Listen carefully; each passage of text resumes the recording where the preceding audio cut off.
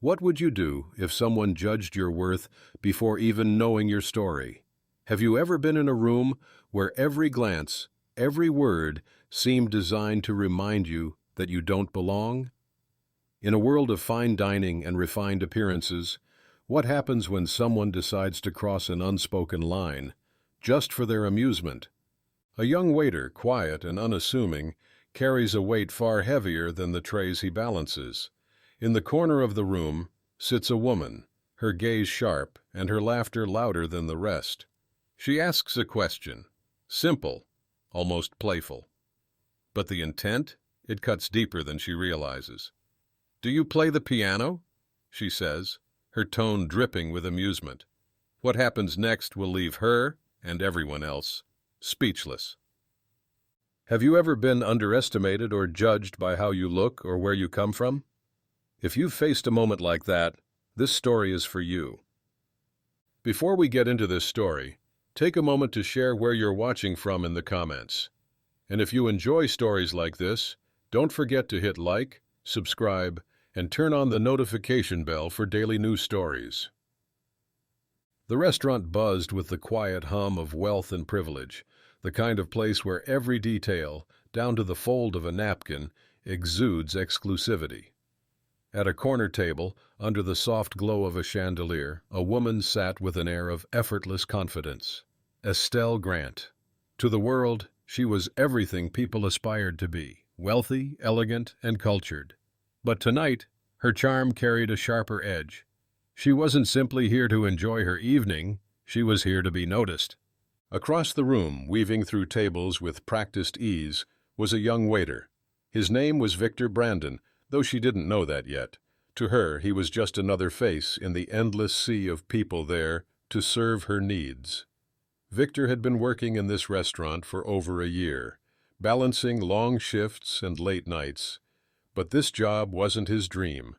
It was a stepping stone, a way to fund the life he truly wanted, a life filled with music.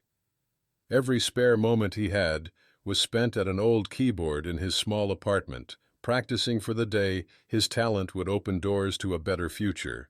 But here, in this room, none of that mattered. To the patrons, he was invisible. The manager of the restaurant, Mr. Gerald Peterson, was known for his impeccable standards and unyielding discipline. A former hotelier, with decades of experience, Mr. Peterson ran the establishment with a meticulous attention to detail that left no room for mistakes. He had built a reputation as a man who expected nothing less than excellence from his staff, ensuring that the restaurant maintained its status as one of the most prestigious in the city. But for all his professionalism, Mr. Peterson had little tolerance for deviations from his strict protocols. He believed that waiters were there to serve, not to draw attention to themselves. Playing the piano, or doing anything outside the scope of their duties, was strictly forbidden. He saw it as a distraction, a breach of the refined atmosphere he worked so hard to preserve. Estelle's voice cut through the gentle murmur of conversation as Victor approached her table.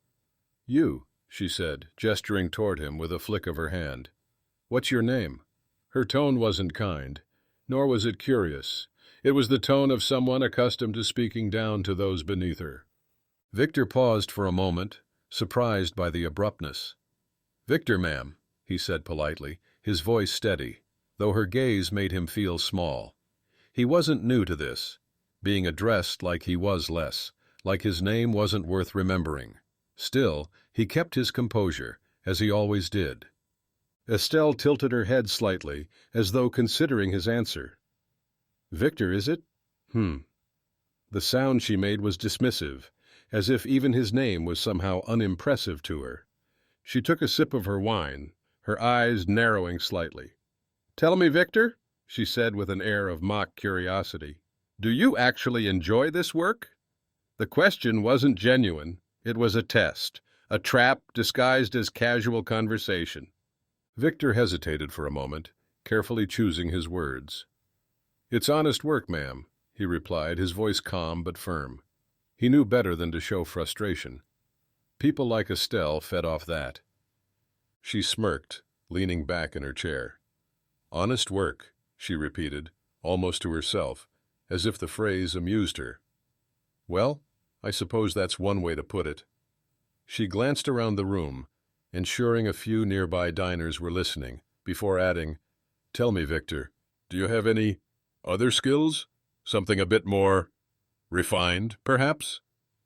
The way she spoke, every word laced with condescension, made it clear she didn't expect him to. Victor's grip tightened slightly on the tray he held. He knew what she was doing. He'd encountered people like her before, people who took pleasure in reminding him of what they thought he wasn't. But he kept his expression neutral, refusing to let her see that her words had any effect on him. "I play the piano," he said simply, meeting her gaze for the first time. His voice was steady, but there was something in his tone that suggested she'd underestimated him. Estelle raised an eyebrow, her expression a mixture of surprise and amusement. "The piano?" she repeated, leaning forward slightly. "Well, isn't that interesting?" She didn't mean it. Her tone was patronizing, her smirk widening, as if she'd found a new source of entertainment. "You? A pianist? I find that hard to believe." The other diners around her chuckled softly, their laughter more polite than genuine, but it was enough to fuel her confidence. Estelle gestured toward the grand piano in the corner of the room. "Well then," she said, her voice light but commanding, "why don't you prove it? Let's see what you've got, Victor." "Sorry, madam, I can't do that. I'm on duty right now," said Victor politely. The challenge was clear, and the room fell silent as her words hung in the air. All eyes turned to Victor, waiting for his response. For a moment, he stood there, unmoving. In that silence, 1,000 thoughts raced through his mind. Should he let her win? Should he walk away? Or should he do the one thing she didn't expect, show her exactly who he was? He set the tray down carefully, straightened his uniform, and began to walk toward the piano. Estelle leaned back in her chair, sipping her wine with a satisfied smile. She thought she knew what was about to happen. She thought she had won. But what she didn't know, what no one in that room could have known, was that Victor was about to change everything. Victor's steps were deliberate, unhurried, as if the weight of the moment had no effect on him. The silence in the room grew thicker with every step, the soft sounds of the bustling restaurant replaced by the anticipation of something unexpected. Victor knew this all too well. He had seen Mr. Peterson reprimand staff members for far lesser infractions, an improperly set table, a delayed service, or even a tone deemed too casual. The thought of defying those rules, of stepping outside the rigid lines drawn by the manager, weighed heavily on Victor as he walked toward the piano. Would this cost him his job? Would he face Mr. Peterson's wrath? He reminded himself why he was doing this. It wasn't to disobey or to prove Mr. Peterson wrong. It was to honor the years of effort he had poured into his craft and to stand tall in the face of doubt. For the first time, Victor decided that his talent deserved to be seen, no matter the consequences. He reached the piano and paused, his hands resting gently on the keys. For a brief moment he looked at the instrument, not with fear, but with familiarity, like meeting an old friend. The first note he played was soft, almost inaudible, like a whisper breaking through the quiet. It wasn't a showy start. It wasn't a grand display of virtuosity. It was delicate, intentional, a single sound that began to unravel the tension in the room. The melody started to grow, each note building on the last, like steps leading toward a story that was waiting to be told. Estelle's smile faltered slightly, the confidence she had radiated moments ago, now tinged with confusion. She hadn't expected this. No one had. Around her, diners began to lean forward in their chairs, their conversations forgotten. The music was soft, but commanding, weaving its way through the room and demanding their attention. As Victor played, the notes became more complex, the melody shifting into something richer, deeper. His fingers moved effortlessly across the keys, each motion precise and full of emotion. The music told a story without words, a story of resilience, of beauty found in struggle, of a voice that refused to be silenced. It was clear that this wasn't a simple parlor trick or an attempt to impress. This was Victor laying bare a part of himself, sharing a truth that no one in that room could deny. Estelle's amusement was gone now, replaced by something she didn't recognize. Her gaze was fixed on Victor, her wine glass forgotten on the table.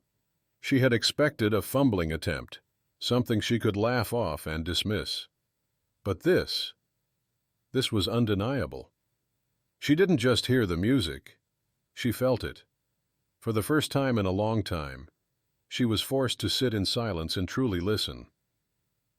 The room around her was transformed. The once muted conversations, the subtle clinking of cutlery, all of it had stopped. The diners, who moments ago barely noticed the young waiter, now watched him as though he were the only person in the room. Some leaned closer, their faces softened by the raw emotion in the music. A few blinked back tears, moved in ways they hadn't anticipated. Victor's performance wasn't just about music.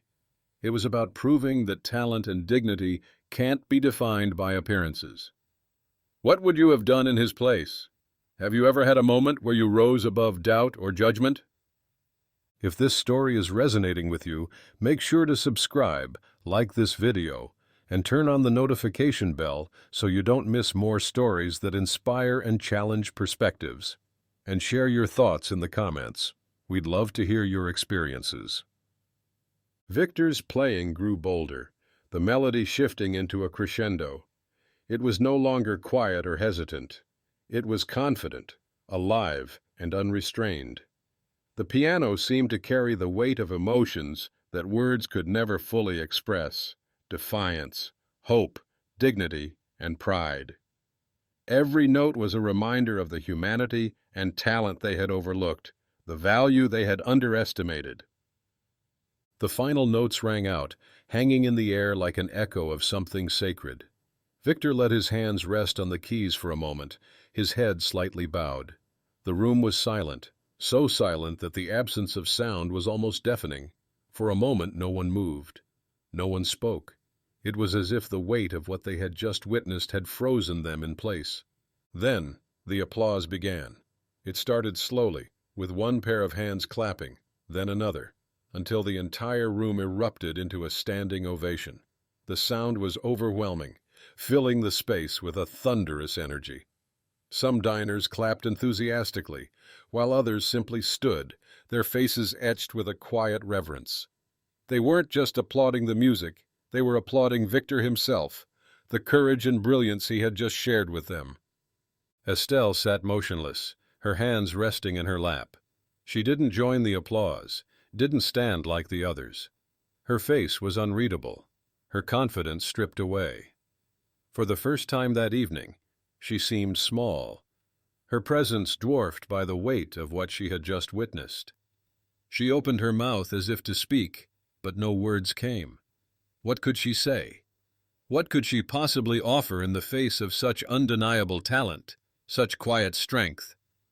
Victor stood, his posture calm and composed. He offered a polite nod to the room, acknowledging their applause, then stepped away from the piano. As he returned to his duties, he passed Estelle's table without a word, his expression neutral but unyielding. He didn't need her approval. He never had. Tonight he had spoken through his music, and that was enough. If you were in that room, how would you have reacted? Would you have stood in awe, like so many others? Or would you, like Estelle, have been forced to confront your own assumptions? Tonight, Victor Brandon didn't just play the piano. He reminded everyone of a truth we often forget. Greatness can come from anywhere, and it doesn't need permission to shine. The room was alive with applause as Victor quietly returned to his station. The diners clapped with enthusiasm, their admiration filling the air. Some exchanged words of amazement. Others simply stood in quiet reflection, moved by what they had just witnessed. But at one table, there was no applause. Estelle Grant sat motionless, her wine untouched, her eyes fixed on the grand piano. The confidence and superiority that had radiated from her earlier were gone, replaced by uncertainty. She had come here tonight expecting to feel entertained, to reinforce her sense of control. Instead, she had been confronted with a truth she hadn't anticipated, one that left her deeply unsettled. As the applause began to fade, a man from another table rose from his seat. His name was Mike Barron. He was a name well known in the arts community. A self-made entrepreneur turned philanthropist, he had dedicated much of his later years to supporting young, underprivileged talent. Having grown up in modest circumstances himself, Mike knew what it meant to have dreams but limited means to achieve them. His success in business had given him the resources to change that for others. Through his foundation, he had funded scholarships, built community art centers, and mentored countless aspiring artists. To him, the arts weren't just a luxury, they were a necessity, a way to give voice to those who might otherwise go unheard. Mike believed that talent had no boundaries, and he made it his mission to ensure that opportunity didn't either. That night at the restaurant, he hadn't planned to make any grand gestures. But as soon as Victor's music filled the room, he recognized something extraordinary. To Mike, it wasn't just a performance. It was a testament to the power of resilience and raw talent waiting to be nurtured. He knew he had to act. He walked toward Victor, his expression one of admiration and purpose. The room grew quiet again as all eyes turned to watch. "Young man," Mike said, extending his hand, "that was extraordinary. I've been to countless performances, but what you just did, it was something else entirely. Do you study music?" Victor hesitated for a moment, glancing around at the faces watching him. His voice was humble as he replied, "I want to, sir. I've been trying to save for it, but it's been difficult." Mike smiled warmly, gripping Victor's hand. "Consider it done," he said with conviction. "You have a gift, and it deserves to be nurtured. I'll sponsor your education, whatever you need." The room erupted once more in applause, louder and more heartfelt than before. Some diners raised their glasses in celebration. Others stood to shake Victor's hand, offering their congratulations and admiration. But one person remained seated, her expression shifting between embarrassment and regret. Estelle Grant watched the scene unfold, her earlier smugness replaced by an unfamiliar feeling, humility. As the room settled and the attention shifted, Victor turned and walked toward Estelle's table. The space seemed to hold its breath as he approached her, every step deliberate. When he reached her table, he paused, standing tall and composed. For a moment, Estelle avoided his gaze, her fingers fidgeting with her napkin. But Victor spoke gently, his voice calm and steady. "Ma'am," he began, "I want to thank you." Estelle looked up, startled. "Thank me?" she asked, her voice quieter than before, unsure. Victor nodded. "Yes," he said, "because tonight you reminded me of something important. I almost let fear hold me back, but your words pushed me to show what I'm capable of. And for that, I'm grateful. But—" he paused, his gaze meeting hers directly. "I hope tonight also reminded you of something. Never underestimate anyone because of their status or the color of their skin. Talent, determination, and worth, they're not defined by appearances. They never have been." The words hung in the air, and for the first time that evening, Estelle seemed to truly listen. Her face softened, the weight of her actions sinking in. She took a deep breath, her voice quiet but sincere. "Victor, I owe you an apology," she said. "I was wrong. I see that now. You're remarkable, and I'm sorry for the way I treated you. I hope you'll accept my apology." Victor nodded, offering her a polite but genuine smile. "Thank you, ma'am," he said simply. With that, he turned and walked away, leaving Estelle to reflect on his words. That night, Victor Brandon's life changed forever. With Mike Barron's sponsorship, he enrolled in one of the country's top music academies, where his talent was nurtured and celebrated. But more than that, his performance became a defining moment, not just for him, but for everyone in that room. It reminded them that greatness can come from anywhere, and that it's often hidden in the most unexpected places. Mr. Peterson felt a swell of pride unlike anything he'd experienced before. In that moment, he realized Victor wasn't just a waiter. He was an extraordinary talent who had risen above all expectations. From that day forward, Mr. Peterson's demeanor toward his staff changed. No longer did he see their roles as merely transactional. He treated each of them with greater understanding and respect, inspired by Victor's courage and brilliance. He became their biggest supporter, ensuring every employee felt valued for who they were beyond their uniforms. And what of Estelle Grant? In the days that followed, she couldn't shake the memory of Victor's words.